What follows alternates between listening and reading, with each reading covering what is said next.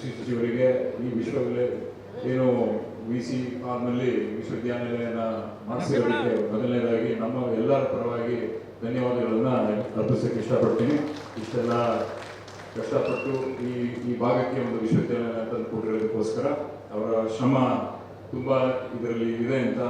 ಮತ್ತು ರೈತ ಮಹಿಳೆಯರಿಗೆ ಜಿಲ್ಲಾ ಮತ್ತು ತಾಲೂಕು ಮಟ್ಟದ ಪ್ರಶಸ್ತಿಗಳನ್ನು ಪ್ರದಾನ ಮಾಡಲು ಕೃಷಿ ವಿಜ್ಞಾನಗಳ ವಿಶ್ವವಿದ್ಯಾಲಯ ಹರ್ಷಿಸುತ್ತದೆ.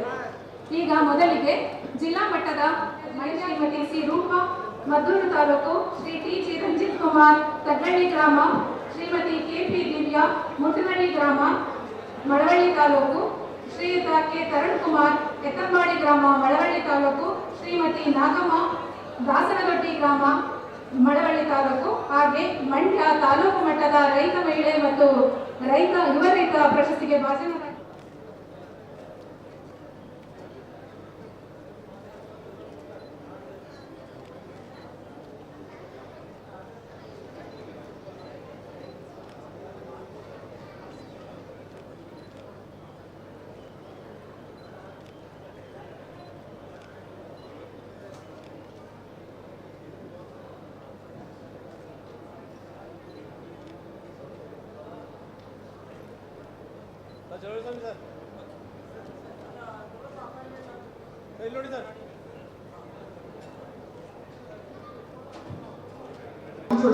ಕಿರಂಗೂರು ಗ್ರಾಮ ಪಂಚಾಯಿತಿ, ಶ್ರೀರಂಗಪಟ್ಟಣ ತಾಲೂಕು, ಶ್ರೀ ಬಸವೇಶ್, ಎತ್ತಂಬಾಡಿ ಗ್ರಾಮ, ಮಳವಳ್ಳಿ ತಾಲೂಕು, ಹಾಗೂ ಶ್ರೀ ವಿನಯ್ ಎಮ್ಮ, ಮಾಯಿಕೋನಹಳ್ಳಿ, ನಾಗಮಂಗಲ ತಾಲೂಕು ಇವರು ವೇದಿಕೆಗೆ ಬರಬೇಕಾಗಿ ಕೇಳಿಕೊಳ್ಳುತ್ತೇನೆ.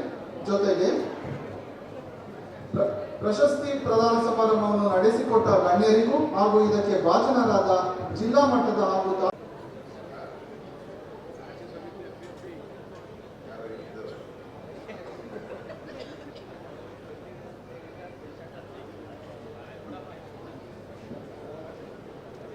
ಕೃಷಿ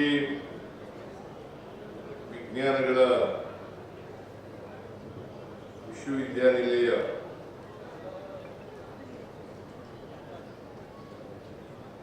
ಇದು ತನ್ನ ಮೊದಲನೇ ಕೃಷಿ ಮೇಳವನ್ನು ಆಚರಣೆ ಮಾಡ್ತಾ ಇದೆ.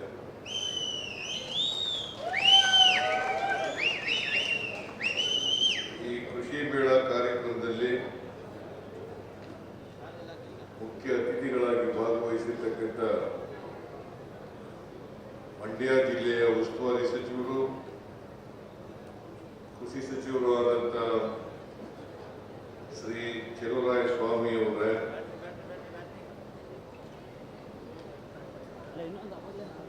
ಈ ಕೃಷಿ ಮೇಳ ಕಾರ್ಯಕ್ರಮದ ಅಧ್ಯಕ್ಷತೆ ವಹಿಸಿರ್ತಕ್ಕಂಥ ಈ ಕ್ಷೇತ್ರದ ಶಾಸಕರು ಆದಂಥ ಶ್ರೀ ದರ್ಶನ್ ಪುಟ್ಟಣ್ಣಯ್ಯ ಅವರೇ,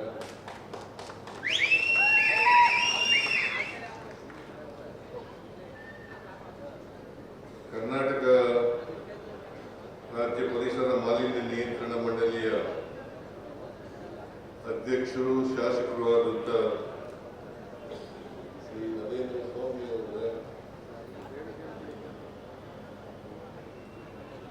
ಮೈಸೂರು ವಿದ್ಯುತ್ ಪ್ರಸರಣ ನಿಗಮದ ಅಧ್ಯಕ್ಷರಾದಂಥ ಶಾಸಕರಾದಂಥ ಶ್ರೀ ರಮೇಶ್ ಬಂಡಿಸಿದ್ದೇಗೌಡ ಅವರೇ, ಮಂಡ್ಯ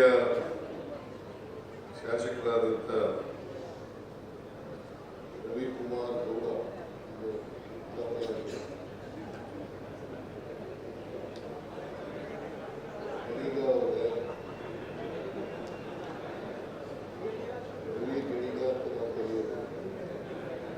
ರವಿಕುಮಾರ್ ಗೌಡ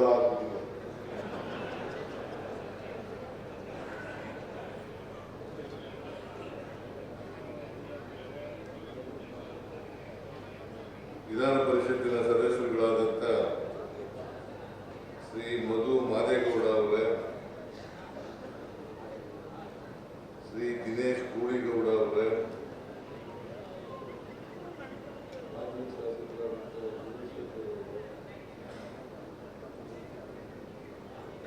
ಇತರ ಎಲ್ಲ ನಿಗಮ ಮಂಡಳಿಗಳ ಅಧ್ಯಕ್ಷರುಗಳೇ, ಮಂಡ್ಯ ಕೃಷಿ ವಿಜ್ಞಾನಗಳ ವಿಶ್ವವಿದ್ಯಾಲಯದ ವಿಶೇಷ ಅಧಿಕಾರಿಗಳಾದಂಥ ಹರಿಣಿ ಕುಮಾರ್ ಅವರು,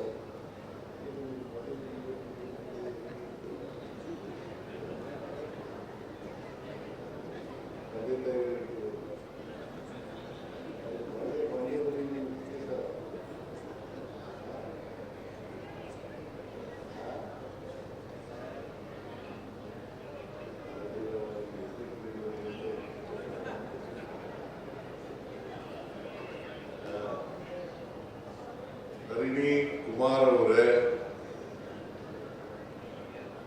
ಇತರ ಎಲ್ಲ ಕೃಷಿ ವಿಜ್ಞಾನಗಳ ವಿಶ್ವವಿದ್ಯಾಲಯದ ಅಧಿಕಾರಿ,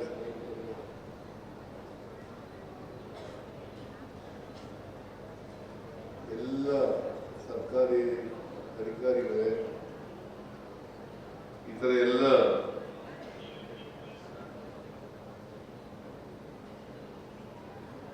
ವಿಶೇಷ ಗಣ್ಯರೇ, ಇಲ್ಲಿ ಭಾಗವಹಿಸಿರ್ತಕ್ಕಂಥ ಆತ್ಮೀಯ ರೈತ ಬಂಧುಗಳೇ, ತಾಯಂದಿರೇ,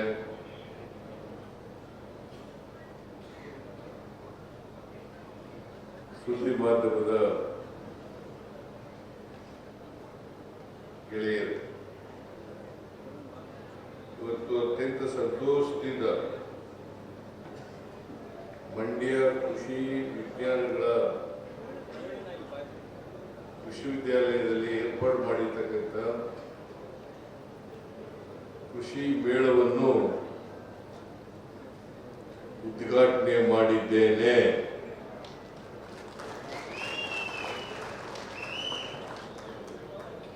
ಈಗಾಗಲೇ ಕೃಷಿ ಮಂತ್ರಿಗಳು ಪ್ರಸ್ತಾಪ ಮಾಡಿದಂತೆ ಇದು 5ನೇ ವಿಶ್ವವಿದ್ಯಾಲಯ.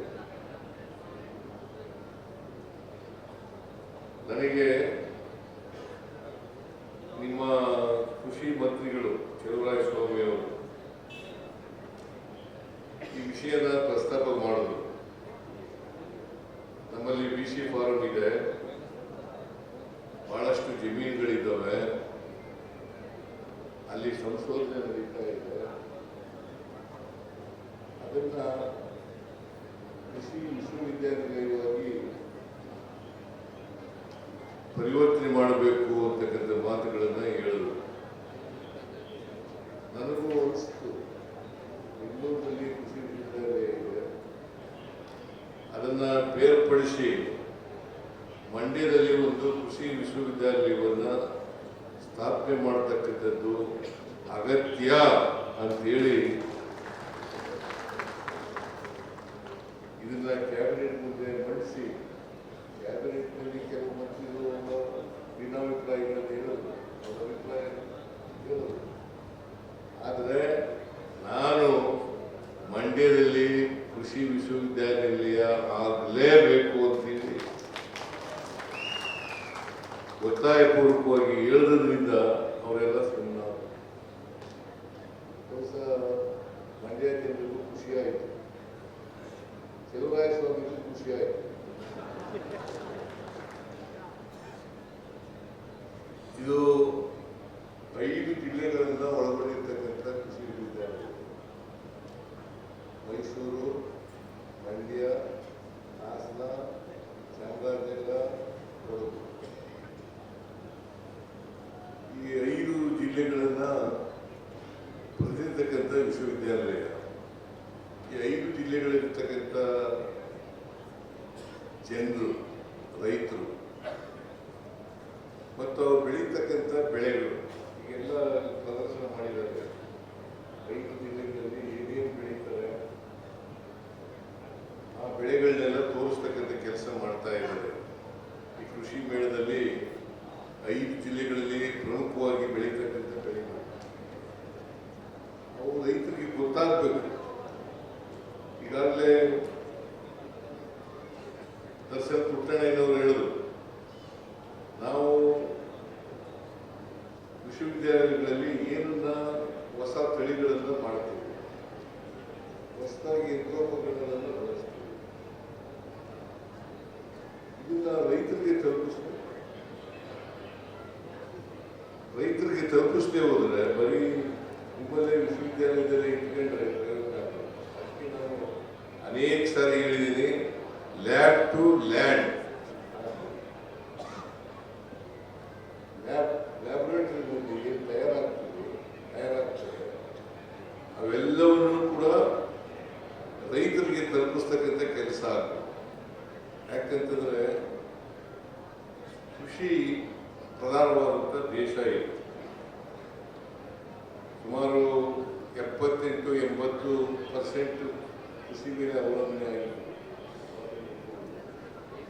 ಈಗ 60-62%, ಸುಮಾರು 20% ಜನ ಕೃಷಿಯಿಂದ ವಿಮುಖರಾಗಿದ್ದಾರೆ ಅಂತಕ್ಕಂಥ ಮಾತುಗಳನ್ನ ಹೇಳಲಿಕ್ಕೆ ಬಯಸ್ತಾರೆ. ಮಂಡ್ಯ ಕೂಡ ಒಂದು ಕೃಷಿ ಪ್ರಧಾನವಾದಂಥ ಜಿಲ್ಲೆ. ಇಲ್ಲಿ ಕಬ್ಬು, ಭತ್ತ, ರಾಗಿ, ಜೋಳ, ಆಮೇಲೆ ಮೇವು, ಸೂರ್ಯಕಾಂತಿ,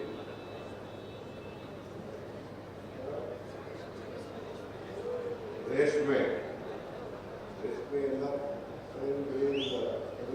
ರೇಷ್ಮೆನ ಈಗ ಕಡಿಮೆ ಆಗ್ತಾ ಇದೆ, ಬೆಲೆ ಜಾಸ್ತಿ ಆಗುತ್ತೆ, ರೈತರು ಉತ್ಪಾದನೆ ಮಾಡ್ತಕ್ಕಂಥ ಕಡಿಮೆ ಆಗ್ತಾ ಇದೆ. ಯಾಕಂತಂದ್ರೆ ಒಂದು ರೋಗ ಬಂದ್ಬಿಟ್ಟು ರೇಷ್ಮೆಗೆ, ರೇಷ್ಮೆ ಮೊದಲಾದಂತೆ ರೇಷ್ಮೆ ಬಂದಿದೆ. 84 ಇಸ್ವಿ ಗುರಿಗಳ 84ರಲ್ಲಿ ಎಷ್ಟು ವರ್ಷ ಆಗಿದೆ? 41 ವರ್ಷ ಆಗಿದೆ. ನಾನು ಮಂತ್ರಿಯಾಗಿ 41 ವರ್ಷ, ಅಂದರೆ ರಾಜಕಾರಣದಲ್ಲಿ ಸುಮಾರು 45 ವರ್ಷ ಇದ್ದೇನೆ. ಆಮೇಲೆ 5 ವರ್ಷ ತಾಲೂಕು ಮೆಂಬರ್ ಕೂಡ ಆಗಿದ್ದೇನೆ. ನಾನು ಕೃಷಿ ಮೇಲೆ ಅವಲಂಬನೆ ಆಗಿದ್ದಂಥದ್ದು. ನಾನು BSc ಮುಗಿಯುವವರೆಗೆ ಯಾವಾಗ ಊರಿಗೆ ರಥದಲ್ಲಿ ಆಗೆಲ್ಲ ಕಾಲದಲ್ಲೂ ಕೂಡ ಕೃಷಿ ಮಾಡ್ತಾ ಇದ್ದೆ. ನಮ್ಮಲ್ಲಿ ಆಗ ರಾಗಿ, ಜೋಳ, ಭತ್ತ, ಹುರುಳಿ, ಅಲಸಂದೆ, ಕೊಬ್ಬರಿ ಮತ್ತೆ ಅವರೇ ಜಾಸ್ತಿ ಬೆಳೀತಾರೆ.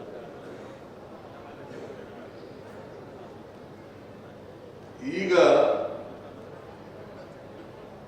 ಕೃಷಿ ಲಾಭದಾಯಕನ ಇಲ್ವಾ ಅಂತಕ್ಕಂಥ ಪ್ರಶ್ನೆ ನಡೀತಾ ಇದೆ.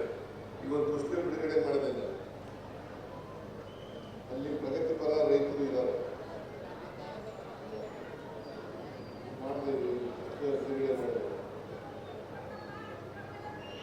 ಕೃಷಿ ಮೇಳದಲ್ಲಿ ರೈತರ ಶ್ರಮದ ಪ್ರತಿಫಲ, ರೈತರ ಶ್ರಮದ ಪ್ರತಿಫಲ ಅಂತಕ್ಕಂಥ ಪುಸ್ತಕವನ್ನು ಮಾಡಿದೆ.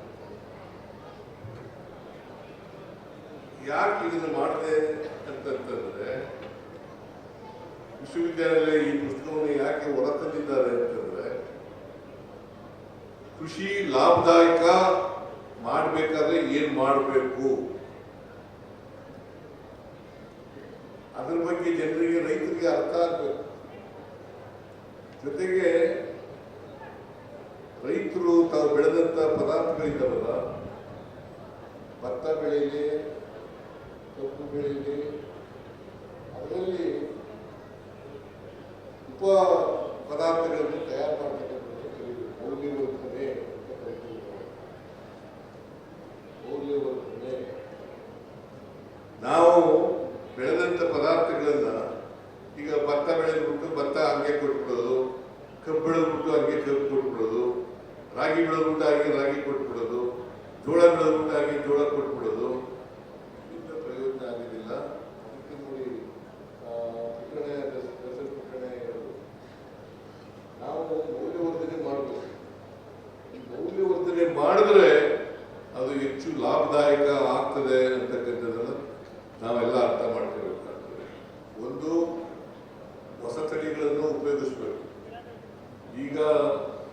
ಕೂಲಿ ಕಾರ್ಮಿಕರು ಸಿಗೋದು ಕಡಿಮೆ ಕಷ್ಟ ಆಗ್ತಾ ಇದೆ.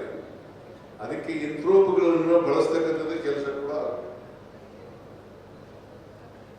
ಯಂತ್ರೋಪಕರಣಗಳನ್ನು ಬಳಸಿ ಅದರಿಂದ ಹೆಚ್ಚು ಸಮಯ ಉಳಿತಾಯ ಆಗ್ತದೆ, ಹಣ ಖರ್ಚಾಗ್ತದಲ್ಲ ವ್ಯವಸಾಯಕ್ಕೆ, ಅದು ಕೂಡ ಉಳಿತಾಯ ಆಗ್ತದೆ ಅಂತಕ್ಕಂಥ ಮಾತುಗಳನ್ನು ಈ ಸಂದರ್ಭದಲ್ಲಿ ಹೇಳಲಿಕ್ಕೆ ಬಯಸ್ತಾ ಇದೆ.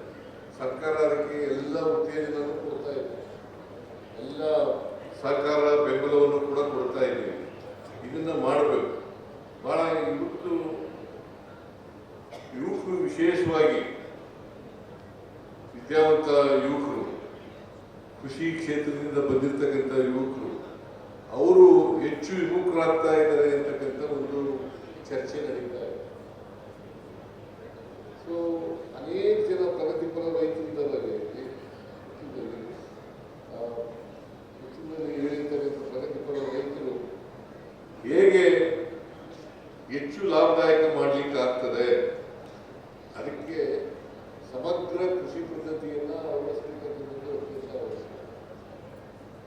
ಜೊತೆಗೆ ಮೌಲ್ಯವರ್ಧನೆ ಮಾಡ್ತಕ್ಕಂಥದ್ದು ಅತ್ಯಂತ ಅಗತ್ಯ. ನಾನು ಅಲ್ಲಿ ಬರುವಾಗ ನೋಡ್ಕೊಂಡು ಬರ್ತಾ ಇರುವಾಗ ಚಲುವರಾಯಸ್ವಾಮಿ ಹೇಳ್ತಾ ಇದ್ರು, ಒಂದೇ ಗಿಡದಲ್ಲಿ 5-4-5 ಥರದ ಉತ್ಪಾದನೆಗಳು ಬರ್ತವೆ ಅಂತ ಹೇಳ್ತಾ ಇದ್ದು. ಯಾವುದು ಫಿಲಿಪೈನ್ಸ್ನಲ್ಲಿ ರಿಸರ್ಚ್ ಸೆಂಟರ್ ಅಲ್ಲಿನ ಫಿಲಿಪೈನ್ಸ್ ಒಂದು ಸಣ್ಣ ದೇಶ. ನಾನು ಹೋಗಿದ್ದೆ ಆ ಸಣ್ಣ ದೇಶಕ್ಕೆ ಇತ್ತೀಚೆಗೆ ಹೋಗಿ ಬಂದಿದ್ದಾರೆ ಕೃಷಿ ಮಂತ್ರಿ. ಅಲ್ಲಿ ನೋಡ್ಕೊಂಡು ಬಂದು ಹೇಳ್ತಾ ಇದ್ದಾರೆ, ಇಲ್ಲಿ ನೀವು ಕೂಡ ನಿಮ್ಮ ಯೂನಿವರ್ಸಿಟಿಗಳಲ್ಲೂ ಕೂಡ ಇದನ್ನ ಮಾಡಬೇಕು, ಮಾಡಲಿಕ್ಕೆ ಪ್ರಯತ್ನ ಮಾಡಬೇಕು ಹೇಳ್ತಾ ಇದ್ರು. ಅರವಿಂದ್ ಕುಮಾರ್ ಹೇಳ್ತಾ ಇದ್ರು, ನಾವು ಈಗಾಗಲೇ ಪ್ರಾರಂಭ ಮಾಡಿದ್ದೀವಿ, ಒಂದೇ ಗಿಡದಲ್ಲಿ 2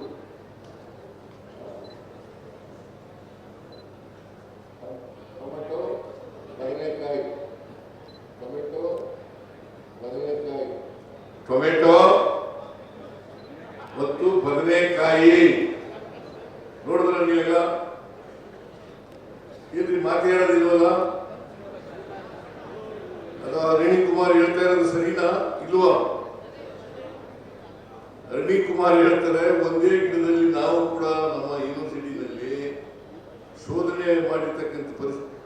ಸಂಶೋಧನೆ ಮಾಡಿರ್ತಕ್ಕಂಥದ್ದು ಒಂದೇ ಗಿಡದಲ್ಲಿ ಬದನೆಕಾಯಿ ಮತ್ತು ಟೊಮೆಟೊ 2 ಬೆಳೀಲಿಕ್ಕೆ ಸಾಧ್ಯ ಆಗ್ತದೆ. ಅಂದ್ರೆ ಇವತ್ತು ವಿಜ್ಞಾನ ಬಹಳ ಬೆಳೀತಾ ಇದೆ, ತಂತ್ರಜ್ಞಾನ ಬೆಳೀತಾ ಇದೆ, ಸವಲತ್ತುಗಳು ಈಗ ಬಹಳ ಮುಂಚೂಣಿಗೆ ಬಂದ್ಬಿಟ್ಟಿದ್ದಾವೆ. ಇದನ್ನೆಲ್ಲ ಉಪಯೋಗಿಸ್ಕೊಳ್ತಕ್ಕಂಥ ಕೆಲಸವನ್ನ ಮಾಡ್ತಕ್ಕಂಥದ್ದು ಅತ್ಯಂತ ಅವಶ್ಯ. ಅದಕ್ಕೆ ಒಂದು ಮಾರುಕಟ್ಟೆ ಕೂಡ ಮಾಡಬೇಕು. ರಫ್ತು ಹೆಚ್ಚಿಗೆ ಮಾಡಬೇಕಾದ್ರೆ ಒಂದು ಮಾರುಕಟ್ಟೆ ಮಾಡಬೇಕು ಅಂತ ಹೇಳಿ ಅರವಿಂದ್ ಕುಮಾರ್ ಅವರು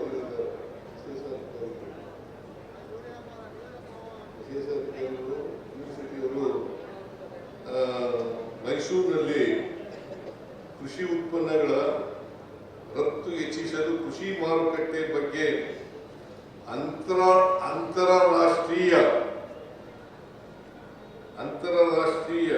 ಸ್ಯಾಂಡ್ವಿಚ್ ಸ್ನಾತಕೋತ್ತರ ಪದವಿಯನ್ನು ಪ್ರಾರಂಭಿಸಲು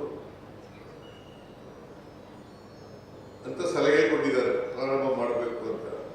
ನಾನು ಇದರ ಬಗ್ಗೆ ಗಂಭೀರವಾಗಿ ವಿಚಾರ ಮಾಡಿ ಮುಂದಿನ ವರ್ಷ ಇದನ್ನು ಪ್ರಾರಂಭ ಮಾಡಲಿಕ್ಕೆ ಪ್ರಯತ್ನ ಮಾಡುತ್ತೇನೆ.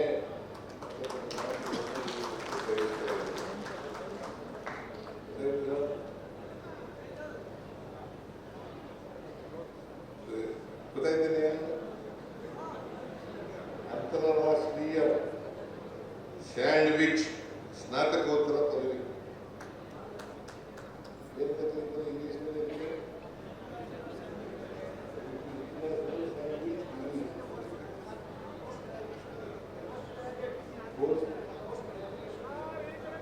ಅದನ್ನ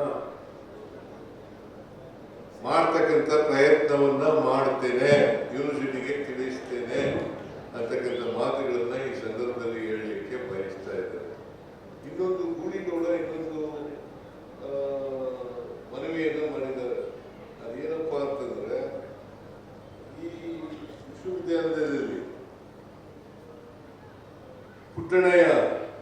ಶಾಸಕರಿದ್ರಲ್ಲ ಅವರು ಕೃಷಿಕರಾಗಿದ್ದರು, ಒಳ್ಳೆ ಕೃಷಿಕರಾಗಿದ್ದರು. ಅವರು ಶಾಸಕರು ಆಗಿದ್ದರು. ರೈತ ಸಂಘದಲ್ಲೂ ಕೂಡ ಇದ್ದರು. ನನಗೆ ಜೂನಿಯರ್, ನಾನು ರೈತ ಸಂಘದಲ್ಲಿದ್ದೆ. ನಾನು ರೈತ ಸಂಘ ಆದಾಗ ಬೆಂಗಳೂರು ಸ್ವಾಮಿ ಜೊತೆ ಮೈಸೂರು ಜಿಲ್ಲೆಯಲ್ಲಿ ಮೊದಲನೇ ಪ್ರಧಾನ ಕಾರ್ಯದರ್ಶಿ ನಾನೇ.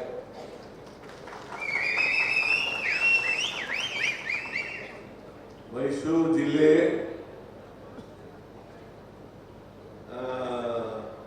ನಮ್ಮ ಚಾಮರಾಜನಗರ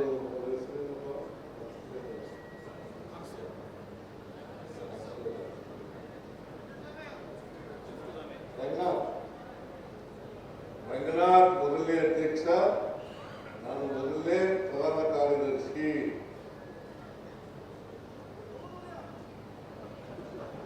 ರೈತ ಸಂಘದ ಚಾಮರಾಜನಗರ ರಂಗನಾಥ್ ಅವರು ಮೊದಲನೇ ಅಧ್ಯಕ್ಷರು, ನಾನು ಮೊದಲನೇ ಪ್ರಧಾನ ಕಾರ್ಯದರ್ಶಿ.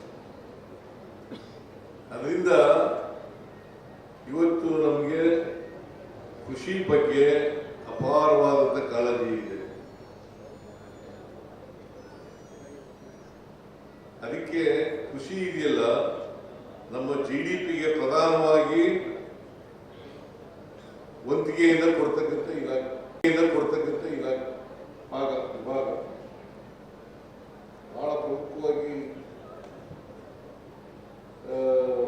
3 ವಿಭಾಗಗಳು ನಮಗೆ ನಮ್ಮ GDPಗೆ ಹೆಚ್ಚು ಉತ್ಪಾದನೆಯನ್ನು ಕೊಡ್ತೇವೆ. ಅದರಲ್ಲಿ ಕೃಷಿನೂ ಕೂಡ ಪ್ರಮುಖವಾದಂಥ ವಿಭಾಗ ಅಂತಕ್ಕಂಥ ಮಾತುಗಳನ್ನು ಹೇಳಲಿಕ್ಕೆ ಬಯಸ್ತೇನೆ.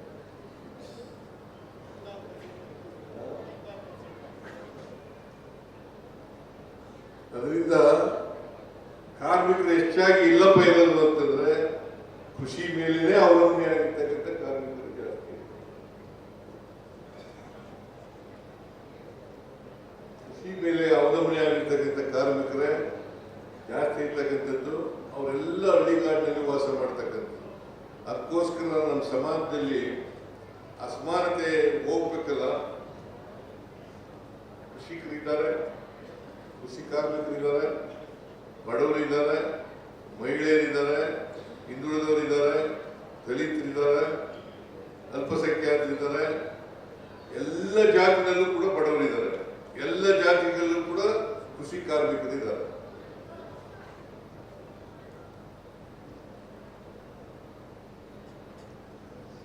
ಆದ್ರಿಂದ ಈ ಪುಟ್ಟಣ್ಣಯ್ಯನವರ ಹೆಸರಿನಲ್ಲಿ ಮಾಜಿ ಶಾಸಕ ದಿವಂಗತ ಕೆ ಪುಟ್ಟಣ್ಣಯ್ಯ ಅವರ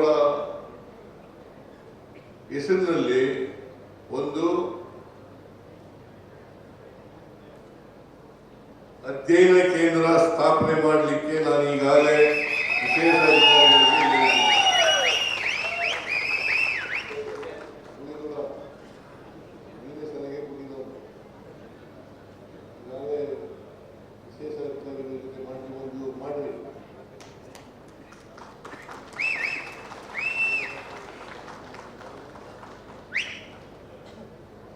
ಅದನ್ನು ಮಾಡಲಿಕ್ಕೆ ಹೇಳಿದ್ದೇವೆ. ಅದರಿಂದ ನಾವು ಈ ಅಸಮಾನತೆಯನ್ನು ತೊಲಗಿಸಬೇಕು ಅನ್ನೋ ಕಾರಣಕ್ಕೋಸ್ಕರ ಕೃಷಿ ಕ್ಷೇತ್ರದಲ್ಲಿರ್ಬೋದು, ಕಾರ್ಮಿಕ ಕ್ಷೇತ್ರದಲ್ಲಿರ್ಬೋದು, ಬಡವರಿರ್ಬೋದು, ಎಲ್ಲ ಜಾತಿಗಳಿರ್ತಕ್ಕಂಥ ಬಡವರಿರ್ಬೋದು, ಇವರಲ್ಲಿ ಇರ್ತಕ್ಕಂಥ ಕೃಷಿ ಕ್ಷೇತ್ರ ಈ ಅಸಮಾನತೆ ಇದೆಯಲ್ಲ, ಈ ಅಸಮಾನತೆಯನ್ನು ತೂಗಿಸ್ಲಿಕ್ಕೋಸ್ಕರವಾಗಿ ನಾವು ಅನೇಕ ಕಾರ್ಯಕ್ರಮಗಳನ್ನು ಮಾಡಿದ್ರು. 2013ರಿಂದ 2018 ನಮ್ಮ ಸರ್ಕಾರ ಇದ್ದಾಗ, ಮತ್ತೆ 2023ರಿಂದ ಇಲ್ಲಿವರೆಗೆ ಅನೇಕ ಕಾರ್ಯಕ್ರಮಗಳನ್ನು ಮಾಡಿದ್ದೀವಿ. ಯಾಕಂತಂದ್ರೆ ಸ್ವಾತಂತ್ರ್ಯ ಬಂದಿರತಕ್ಕಂಥದ್ದು ಕೆಲವರಿಗೆ ಅಲ್ಲ. ಸ್ವಾತಂತ್ರ್ಯ ಬಂದಿರತಕ್ಕಂಥದ್ದು ನಾವು ಅದು ಯಶಸ್ವಿ ಆಗಬೇಕಾದ್ರೆ ಎಲ್ಲ ಜನರಿಗೂ ಕೂಡ ಆರ್ಥಿಕವಾಗಿ, ಸಾಮಾಜಿಕವಾಗಿ ಶಕ್ತಿ ಬಂದಾಗ ಮಾತ್ರ ಸ್ವಾತಂತ್ರ್ಯ ಬಂದದಕ್ಕೆ ಸಾರ್ಥಕ ಆಗ್ತದೆ. ಇದನ್ನ ಯಾರು ಹೇಳಿದ್ರು? ಬಾಬಾ ಸಾಹೇಬ್ ಅಂಬೇಡ್ಕರ್ ಅವರು. ಜೋರ ಕೂಗ್ರೆಯ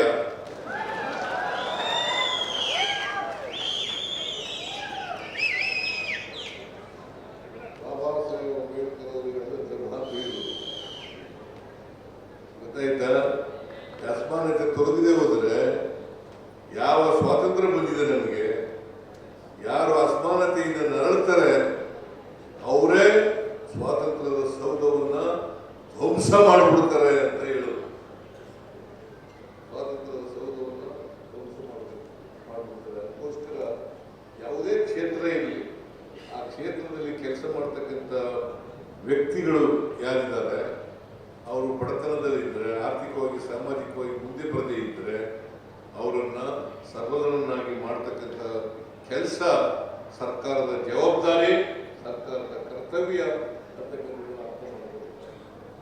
ಅದಕ್ಕೋಸ್ಕರ ನಾವು ಇವತ್ತು ಕೃಷಿ ಕ್ಷೇತ್ರ ಇರ್ಬೋದು, ಕೈಗಾರಿಕಾ ಕ್ಷೇತ್ರ ಇರ್ಬೋದು, ಸೇವಾ ಕ್ಷೇತ್ರ ಇರ್ಬೋದು, ಯಾವುದೇ ಕ್ಷೇತ್ರದಲ್ಲಿ ಕೆಲಸ ಮಾಡ್ತಕ್ಕಂಥವ್ರಿಗೆ ಬಡವರಿಗೆ ಹೆಚ್ಚು ಮಾಡ್ತಕ್ಕಂಥ ಕೆಲಸವನ್ನು ಅದಕ್ಕೆ ಎಲ್ಲ ಮಹಿಳೆಯರು ಇದ್ದಾರಲ್ಲ, ಮಹಿಳೆಯರು ಕೈ ಎತ್ತರ ನೋಡೋಣ. ನಿಮ್ಗೆಲ್ಲ ಬಸ್ನಲ್ಲಿ ಫ್ರೀಯಾಗಿ ಮಾಡಿದೀವಿ ಅಲ್ವಾ? ಏನು ಕೈ ಎತ್ತದೇ ಇರ್ಬೋದ ನೀವೆಲ್ಲ ಹೆಣ್ಮಕ್ಳು?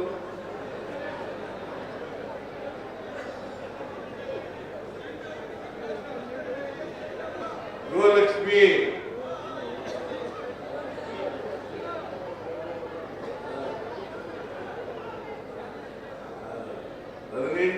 ಕೋಟಿ ಫ್ರೀಯಾಗಿ ಮಂಡ್ಯ ಜಿಲ್ಲೆಯಲ್ಲಿ ಹೆಣ್ಮಕ್ಳು ಫ್ರೀಯಾಗಿ ಪ್ರಯಾಣ ಮಾಡಿದ್ದಾರೆ. ಗೃಹಲಕ್ಷ್ಮಿ 2,000 ನೀವು ಕೊಡ್ತಾ ಇದ್ದೀವಿ. ಎಷ್ಟು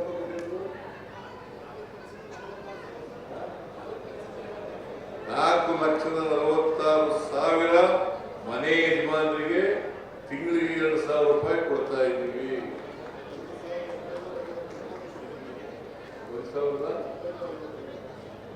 1,958 ಕೋಟಿ ಗ್ಯಾರಂಟಿ ಯೋಜನೆಗಳಿಗೆ ಇಲ್ಲಿವರೆಗೆ 1 ಲಕ್ಷಕ್ಕೂ ಹೆಚ್ಚು ಕೋಟಿಗಳನ್ನು ನಾವು ಖರ್ಚು ಮಾಡಿದ್ದೀವಿ. ಈ ಗ್ಯಾರಂಟಿ ಯೋಜನೆಗಳ ಅನುಷ್ಠಾನ ಸಮಿತಿ ಉಪಾಧ್ಯಕ್ಷ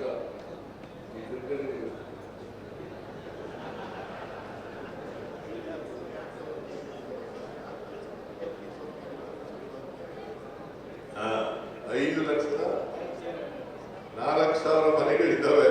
ಅದರಲ್ಲಿ 4,98,000 ಮನೆಗಳಿಗೆ 200 ಯೂನಿಟ್ ವರೆಗೆ ವಿದ್ಯುತ್ ಶಕ್ತಿ ಫ್ರೀ.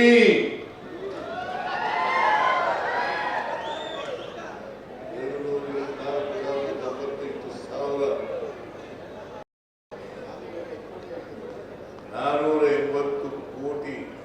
ಹೀಗೆ ನಾವು ಯಾಕೆ ಇವನ್ನೆಲ್ಲ ಕಾರ್ಯಕ್ರಮಗಳನ್ನು ಮಾಡ್ತಾ ಇದ್ದೀವಿ ಅಂತಂದ್ರೆ ಅದು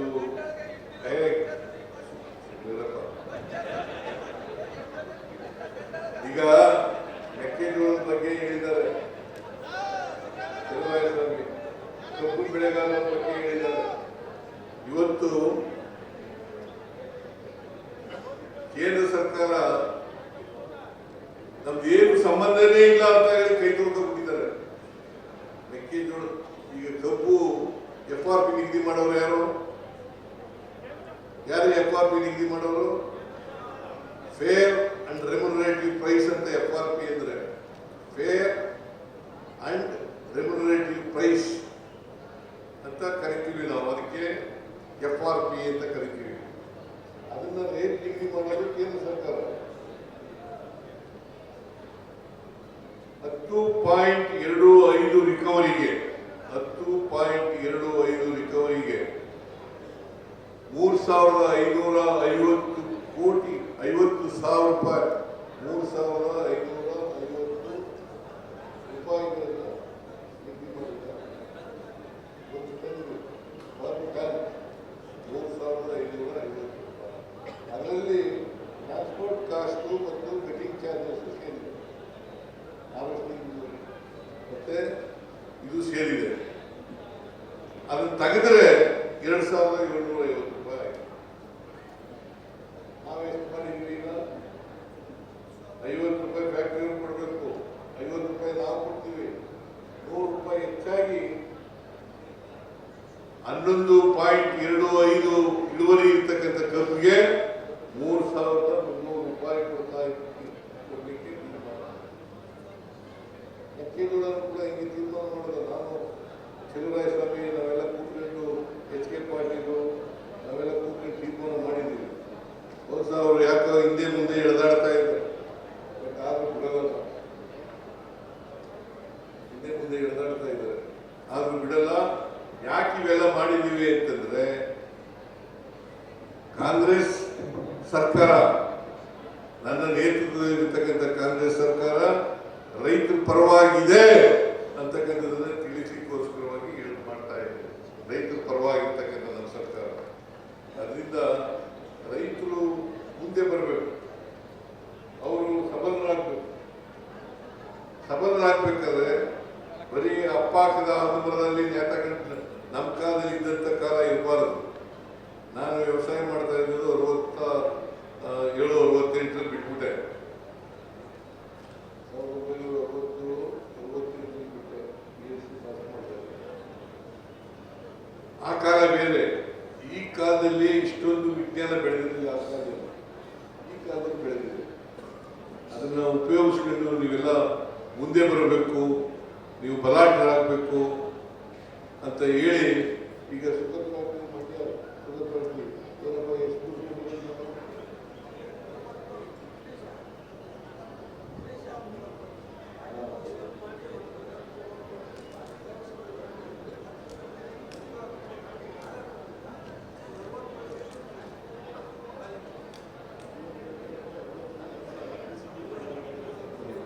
ಎಲೆಕ್ಟ್ರಿಸಿಟಿ ಮನ್ನಾ, ಶುಗರ್ ಫ್ಯಾಕ್ಟರಿಗೆ 52 ಕೋಟಿ, 10 ಕೋಟಿ ಎಕ್ಸ್ಟ್ರಾ ಎಲ್ಲ ಯಾಕೆ ಮಾಡಿದೆ ಅಂತಂದ್ರೆ ಈ ಸರ್ಕಾರದಲ್ಲಿ ಇರ್ತಕ್ಕಂಥ ಒಂದೇ ಒಂದು sugar factory, Mandya sugar factory, ಅದು ಉಳಿಬೇಕು, ಬೆಳಿಬೇಕು ಅನ್ನೋ ಕಾರಣಕ್ಕೋಸ್ಕರ ಅದನ್ನ ಈಗ ಆಧುನೀಕರಣಗೊಳಿಸಲಿಕ್ಕೆ ಎಲ್ಲರೂ ಪ್ರಯತ್ನ ಮಾಡ್ತಾರೆ.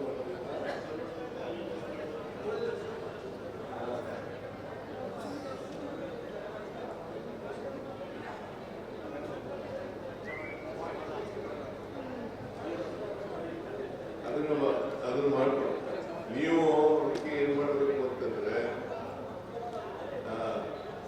ಸ್ವಲ್ಪ ಇಳುವರಿ ಹೆಚ್ಚು ಮಾಡಲಿಕ್ಕೆ ಪ್ರಯತ್ನವನ್ನು ಮಾಡಬೇಕು. ಬಾಯ್ಲಿಂಗ್ ಹೌಸ್ ಮಾಡ್ಕೊಳ್ಳೋಣ. ಬಟ್ ಈಗ ಮಹಾರಾಷ್ಟ್ರದಲ್ಲಿ 13-14 ಇಳುವರಿ ಇದೆ. ನಮ್ಮಲ್ಲಿ ಎಷ್ಟಿದೆ? 4-5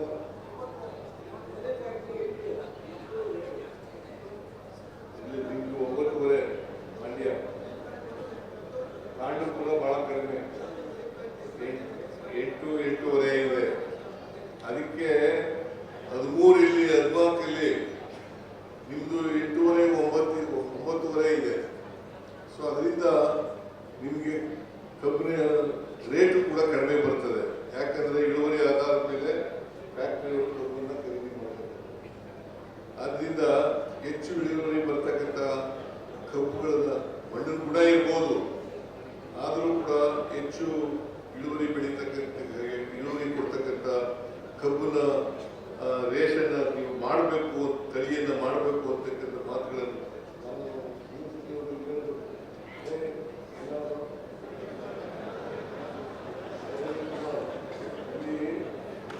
ಕಬ್ಬನ ಇಳುವರಿ 9.5 ಇದೆ. ಮಹಾರಾಷ್ಟ್ರದಲ್ಲಿ 13-14 ಇದೆ. ಏನ್ ವ್ಯತ್ಯಾಸ ಯಾಕಿದೆ ಅಂತಂದ್ರೆ ಮತ್ತೆ ಸಂಶೋಧನೆ ಮಾಡಬೇಕು. ಯಾಕಂದ್ರೆ ಕಬ್ಬು ಬೆಳೀತಕ್ಕಂಥ ಪ್ರಮುಖವಾದಂಥ ಜಾಗ ಇದು ಮಂಡ್ಯದಿದೆ, ಅದಕ್ಕೋಸ್ಕರ ಮಾಡಬೇಕು. ಈಗ 9.5 ಎಲ್ಲಿ, 13-14 ಇಲ್ಲಿ. ಅದೇಪ್ಪ ತಳಿ ಮಣ್ಣಿನ ಪರೀಕ್ಷೆಯೆಲ್ಲ ಮಾಡಿ, ಸೊ ಇದೆಲ್ಲ ಮಾಡಿದ್ರೆ ಕೃಷಿ ಲಾಭದಾಯಕ ಆಗ್ತದೆ ಅಂತಕ್ಕಂಥ ಮಾತುಗಳನ್ನ, ಅದಕ್ಕೆ ಭತ್ತ ತಳಿಗಳನ್ನು ಕೂಡ ಹೊಸ ತಳಿಗಳನ್ನು ಮಾಡಿ. ಈಗ ನೀವು ಫಿಲಿಪೈನ್ಸ್ನಲ್ಲಿ ಇದೆಯಲ್ಲ, ಅಲ್ಲಿ ತರಿಸಿಯಲ್ಲಿಲ್ಲ, ಅಲ್ಲಿ ತಳಿಗಳೆಲ್ಲ ತರಿಸಿ ಅಲ್ಲಿ ಹೋಗಿ ನೋಡಿದ್ದೀರ ಹೋಗಿ?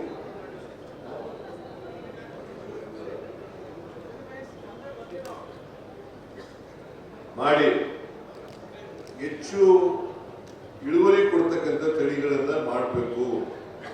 ಆಮೇಲೆ ಮೌಲ್ಯವರ್ಧನೆ ಮಾಡ್ತಕ್ಕಂಥದನ್ನ ಮಾಡಬೇಕು. ಸಮಗ್ರ ಕೃಷಿಯನ್ನ ಮಾಡ್ತಕ್ಕಂಥದನ್ನ ಮಾಡಬೇಕು. ಏನ್ ಮಾಡ್ತಾರೆ, ಭತ್ತ ಬೆಳೆದ್ರೆ ಬರೀ ಭತ್ತನೇ ಬೆಳೆಯೋದು, ಜೋಳ ಬೆಳೆದ್ರೆ ಬರೀ ಜೋಳನ ಬೆಳೆಯೋದು, ರಾಗಿ ಬೆಳೆದ್ರೆ ರಾಗಿನೇ ಬೆಳೆಯೋದು, ಕಬ್ಬು ಬೆಳೆದ್ರೆ ಕಬ್ಬು ಬೆಳೆಯೋದು. ಬೇರೆ ಬೇರೆ ತಳಿಗಳನ್ನ ಉಪಯೋಗಿಸ್ತಕ್ಕಂಥದ್ದು, ಬೇರೆ ಬೇರೆ ಪದಾರ್ಥಗಳನ್ನು ಉತ್ಪಾದನೆ ಮಾಡ್ತಕ್ಕಂಥದ್ದು ಮಾಡಬೇಕು.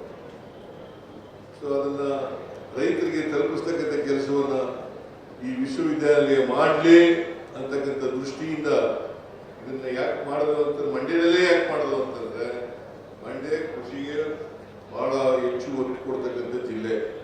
ಅದಕ್ಕೋಸ್ಕರವಾಗಿ ಇದನ್ನ ಮಾಡಿರ್ತಕ್ಕಂಥದ್ದು. ಇದರ ಉಪಯೋಗವನ್ನು ನೀವೆಲ್ಲರೂ ಕೂಡ ಪಡ್ಕೊಳ್ಬೇಕು ಅಂತಕ್ಕಂಥ ಮಾತುಗಳನ್ನ ಹೇಳಿ ಈ ಕೃಷಿ ಮೇಳವನ್ನು ಅತ್ಯಂತ ಸಂತೋಷದಿಂದ ಉದ್ಘಾಟನೆ ಮಾಡಿ ನಿಮಗೆಲ್ಲ ನಮಸ್ಕಾರ ಮಾಡಿ ನನ್ನ ಮಾತುಗಳನ್ನು ಮುಗಿಸ್ತೇನೆ. ಜೈ ಹಿಂದ್, ಜೈ ಕರ್ನಾಟಕ.